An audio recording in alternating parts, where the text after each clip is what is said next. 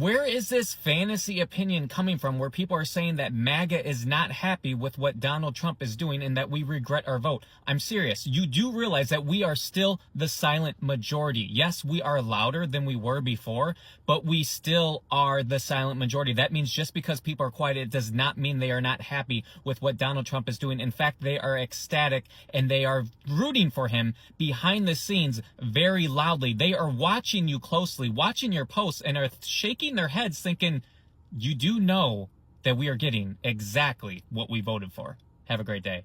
Donald Trump should be impeached and removed for this. All of his supporters should turn on him. It's the absolute betrayal of everything that he ran and campaigned on and everything that he stood for. Iran has done over and over again. But now we've pushed them to the point where they probably don't feel that they have the option not to respond. And Donald Trump telling them to come back to the negotiating table now is a joke. Yeah. I mean, what a impotent leader to be sitting there talking about coming back to the negotiating table. It's like sitting after Pearl Harbor and telling FDR, now's the time to go negotiate with the Japanese. Right. Negotiations are over now. The time for negotiations was before this. And so, yeah, Donald Trump looks, and man, I supported him this last year. I apologize for doing so. It was a bad calculation. At the time, it seemed like the right one. But he should be impeached and removed for this one, and not on some not on some ridiculous Nancy Pelosi. Of course, the Congress will never do it because they're all a bunch of corrupt hacks. This is the one thing they support. This is like Donald Trump should be impeached and removed for this. All of his supporters should turn on him. It's the absolute betrayal of everything that he ran and campaigned on and everything that he stood for. And I will say, despite the fact that, Donald Trump supporters have been labeled like a cult following, and that certainly is true for a percentage of his supporters, he is going to lose his coalition over this. I don't just speak for myself when I say there are a lot of us who simply will not go along with this. So it's just a devastating mistake. By the way, on top of that, he's also going to lose the deportation fight because of this, because right now he needed all the political capital he could have to turn that, you got a majority support for deportations, but the minority is very mobilized and they're out and they're protesting all around the country. He needed all of his political capital for that move. So here's what we got. The neocons win. More war abroad and, bomb the world and invite the world. No matter who you vote for, you always get John McCain. Alright, you just heard it. MAGA supporters still backing Trump low-key, like it's nothing wrong. Then boom, from inside their own ranks, a call for impeachment over the Iran mess. This is not just drama, that's corrupts from within. This is a follow from decisions that were warned about, not just months ago, but years ago. Folks who cheered on for the chaos are now sitting in the consequences.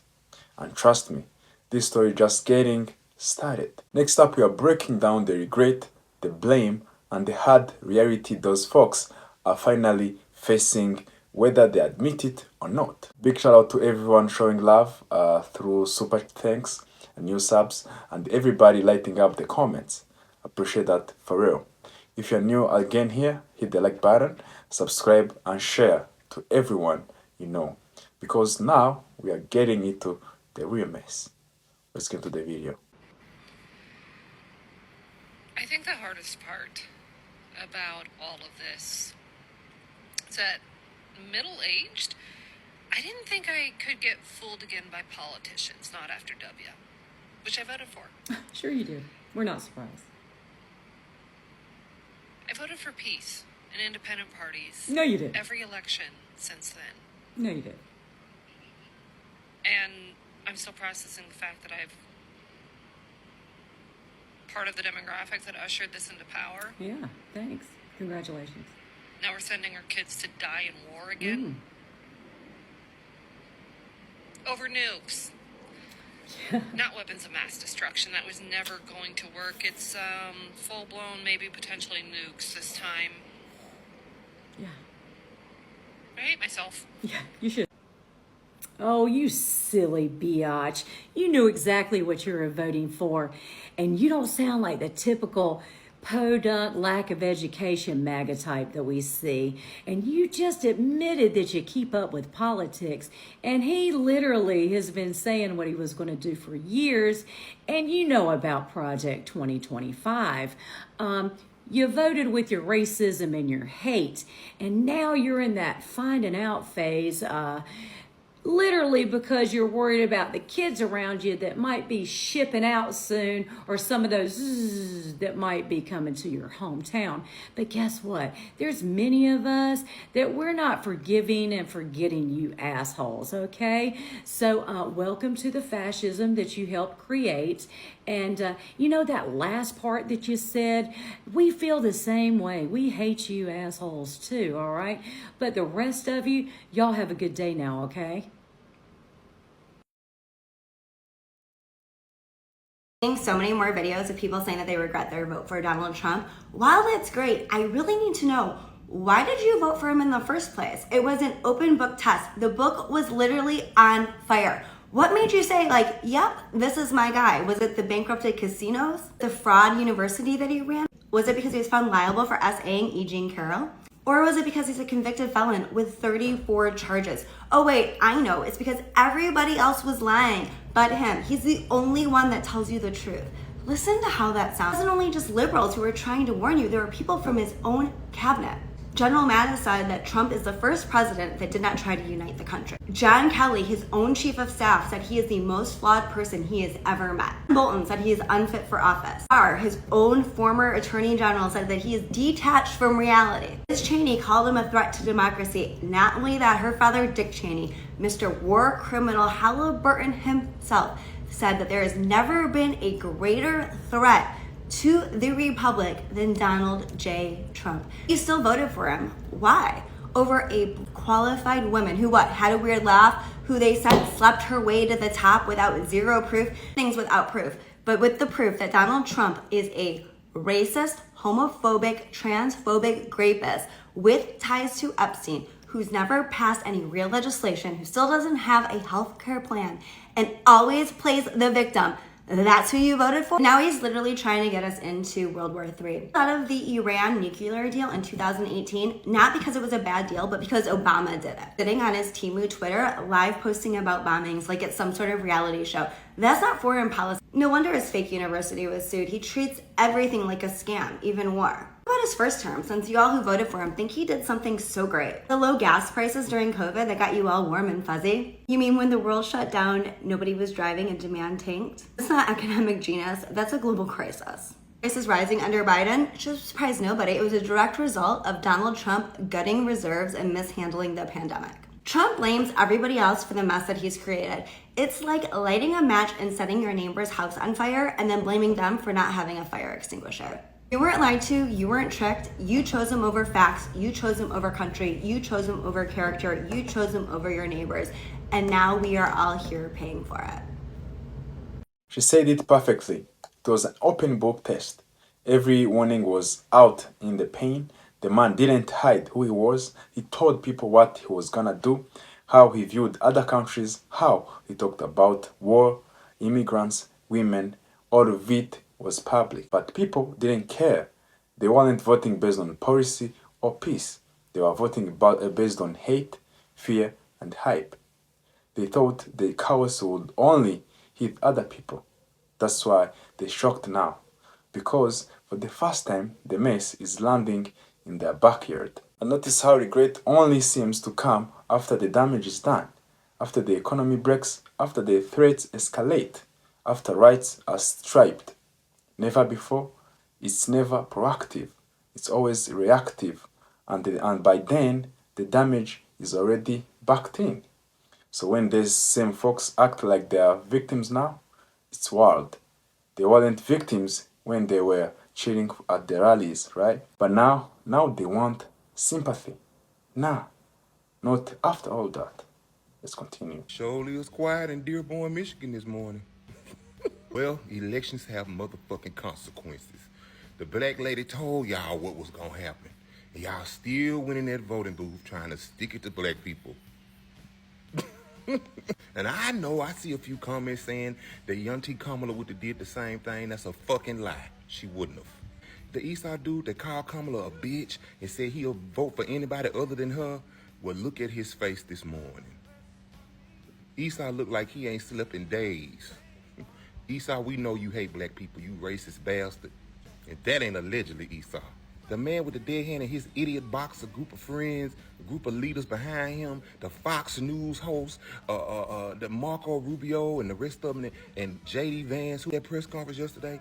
And let me just tell you, the man with the dead hand want to be like Obama and Biden and Kamala and the rest of them, but he just ain't got it. He looks like shit, by the way. Ugh, ain't no way Melania laying down with that. Only Laura Loomer and Elon, allegedly. I'd have y'all know that the man with the dead hand thanked God in his statement yesterday. While he was thanking God, Marco Rubio's eyes was crossed left and right because he know Iran gonna knock the Rubio off. Iran already told the man with the dead hand what their goal was. And I got my suit laid out in one of my bedrooms in my house. Let me go spit shine my shoes at that. There's also a lot of MAGA regret going on from racist white people. Black people, we ain't got shit to do with this at all. Even one lady said she regretted she'll never vote for the man with the dead hand again. But we know how some of y'all white folk are. Y'all lie every fucking day. Y'all bastards lie like water dripping from a faucet. Some of the racists of the racists upset with the man with the dead hand and his cross-eyed crew for their decision to fuck with Iran.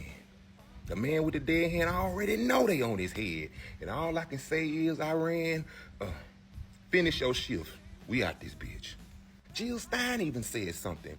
We know that Jill Stein is a big reason why we in the place we in as well. You understand? Jill Stein, the lady with the brown teeth, the color of murky creek water. Jill Stein. Where's Cornel West? I guess he must have paid his child support. He ain't nowhere to be found. Fuck you, Cornel West. And when Bernie Sanders got the news, now I ain't heard nothing about Bernie Sanders and baby J-Lo. Are they still a duo, or is it just Ja Rule by himself? Elections have motherfucking consequences. Where them fans at? Hi, I have a genuine question. For those of you who still support Donald Trump, still support all of his decision making, I have a genuine question. Without coming for my appearance, I know I'm fat. You can call me the liberal, all the slurs. You can call me anything you want. Just person to person, I'm just talking to you. Where does the line get drawn for you? And I genuinely want to know, because when I ask this to people, I always just get insulted because I don't get a real answer.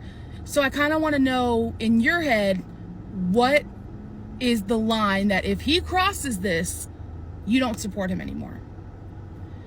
Because like, there's a lot of people that I talk to, I'm not saying all of them, but a lot of people that I talk to, there isn't one. Or like, I go to ask them this and they do like mental gymnastics to try to convince me that everything he does is warranted, or it makes sense to them in some way. And we can disagree on decision makings that he does, for sure. But my genuine question, bottom line, without the banter, because I really want to know, where is the line drawn with him? What is something that he could do that makes you say, I gotta wash my hands of it, I don't support him anymore?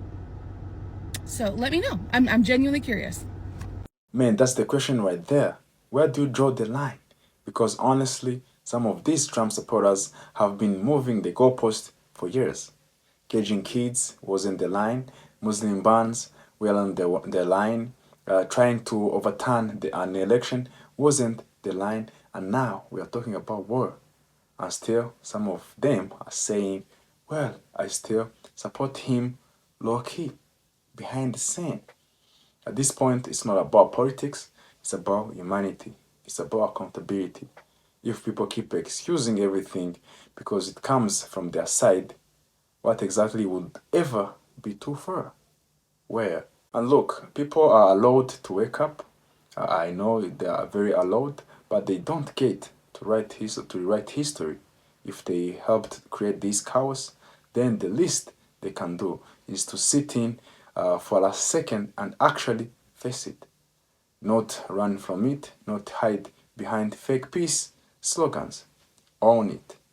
So yeah, the line should have been drawn a long time ago, but some folks, it looks like there is no line at all. Let's continue. I will never forgive or forget MAGA for voting for a felon. We're entering a baseless, stupid war because of them. Let me preface this whole rant by saying I'm not going to discuss my past, but I know how cults work, how preaching gets used to gaslight people. I've seen it firsthand. So when I see these former Trump supporters, mostly white Christian women, posting videos saying they regret their vote, I don't feel moved. I don't feel sympathy. What I see is learned martyrdom, because that's what Republican evangelical culture does. It trains their followers early to equate suffering with righteousness. You're taught that enduring hate makes you holy. You're taught that attention, even negative attention, confirms you're on the right path. So when these ex-MAGAs post their "I was wrong about Trump" videos, they're not asking for accountability. They're chasing martyrdom. And we're probably going to see an onslaught of these people saying, "This is not what I voted for." When you see one of these posts starting off with, "I know I'll get hate for this," no, they're not doing it for the greater good. They're doing it for themselves. They want the hate. They want the hateful comments. It inflames their fantasy. The outrage is confirmation that they're just like Jesus, hated, misunderstood, crucified for telling the truth. It gives them a nice little neat emotional arc. They confess, they suffer, and now they can forgive themselves because they've atoned. Here's what they don't do. They don't actually change. They don't show up to show their disgust of this cult. They don't organize rallies against Republican bills. They don't divest from toxic Republican systems. They just post for attention. So I'm not going to forgive them. The mistake they're apologizing for wasn't something minor. So let's be real. Some of these folks are just now realizing what Trump really is, after years of red flags, racism, chaos, and division. And now they are shocked. Now they want peace. They voted for a man who literally said he would bomb entire countries. What did they think was gonna happen? You got it tweet? Maybe? They ignored every warnings, every protest, every voice, especially black voices, black community, that tried to tear them. And now that things are blowing up, they want sympathy. Nah. And the funniest part is, the same people who are crying today will vote for him tomorrow. That's how deep this denial runs. Some are finally breaking out the courts, but the rest, they are still holding the flag, still posting like it's a fan club, not a political disaster. What this shows is that voting isn't just about who makes you feel good on the stage. It's about consequences, real ones, for the economy, for the people's safety, for the country's place in the world. And every time people ignore that, you get right back here. So whether it's a war, deportation, rights being rolled back, or straight up government corrupts, it's not accidental, it's chosen. And if people don't start drawing the line, it will keep getting worse. But anyway, you already know, I appreciate everybody that stayed to the end. Yeah, the real ones. Drop your thoughts in the comments. Tell me, how is it? Was this a regret, real, or just performatives? You buying it, or is it just crocodile tears? Because now they are feeling the heat. If you felt this video, hit the like button, hit the subscribe button, and share it around, especially with someone who saw Trump was gonna bring peace. Let them see the price. Bye bye. Thanks for watching. See you to the next one. Wish you love and peace. Bye bye.